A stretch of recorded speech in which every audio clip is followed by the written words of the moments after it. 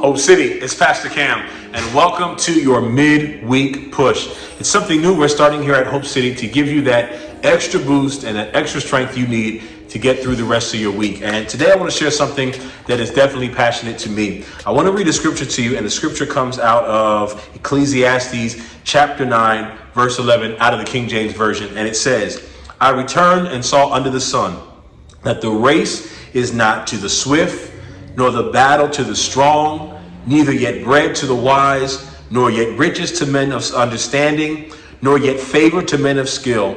And here's what I want you to hear.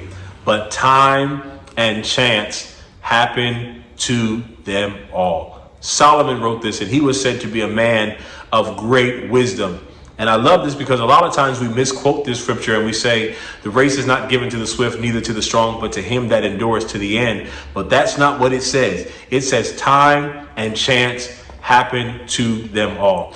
Right now I'm sitting in my office, and as you can see behind me, I've got some black and white images of celebrities, innovators, trailblazers, individuals who have done great things in their life. And what I want you to hear is the reason I put these behind me is because every time I walk into my office, I'm reminded that the only thing that would ever separate me from them is time and chance. What does that mean? It means that no matter who you are, where you've come from, we've all been given two things. We've been given a time and a chance. And the only thing that separates us is what we do with that time and that chance. I can remember back in 2009, when I was actually 2008, when I was getting ready to start my business. And I knew it was something I wanted to do, and I was really passionate about it. At that time, it was event planning. And I took a chance. I took a chance on myself.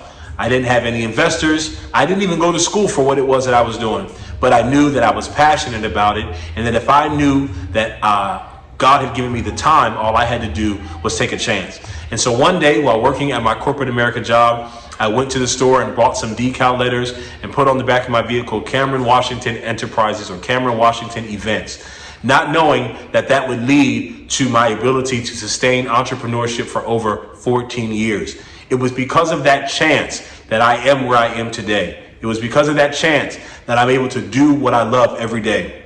So my question for you is, what are you doing with your time, and what are you doing with your chance? Maybe you're watching this video right now when you're on your lunch break, or you're at home or cooking dinner, and you're assessing really where you are in your life, and you're thinking that hope is lost, or that this will just be the rest of your life, that you'll just be in a 9-to-5 that maybe you don't like, or maybe you'll live in an area that you're not really happy with, or even be in a relationship that may have tests and trials, or maybe you've got dreams and ambitions.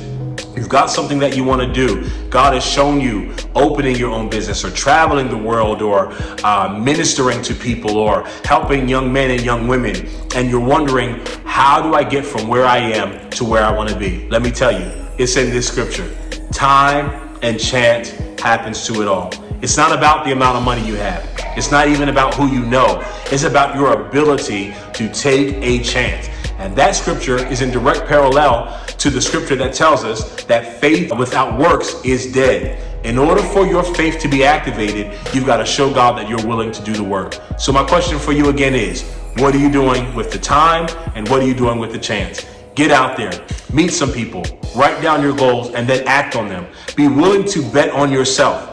Nobody is going to believe in you more than yourself. A lot of times in the things that I've done in my career, I had to do them alone. I got the applause and the appreciation and the celebration afterwards, but there were a lot of times where people didn't understand what I wanted to do. They thought I was crazy. They didn't know how I was going to do it. Matter of fact, I can remember even leaving my job. My family was like, what are you thinking? You have a great job, making great money with great benefits, but guess what? I knew there was more in me, and I knew that if I didn't take the chance, no one was going to push me out there. I had to push myself. And so as we talk about midweek push, I want you to look at the time you've been given and the chance. What I love about God is that he is a God that doesn't work even in time. He works in moments. He is a God of kairos moments, which means that when you take a chance, God, the God that we serve, the amazing God that we serve, has the ability to not only make time stand still, but to put time back on the clock for you. You don't believe me? Take a chance and watch what God does. And I want to say to you, even though this scripture was birthed out of a time of famine,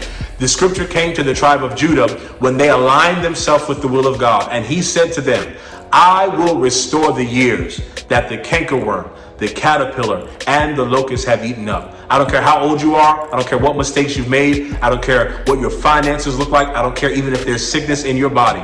If you are willing to take a chance, we serve a God that can do exceeding abundantly above all you can ask or think. What are you doing with your time? But most of all, are you willing to take a chance?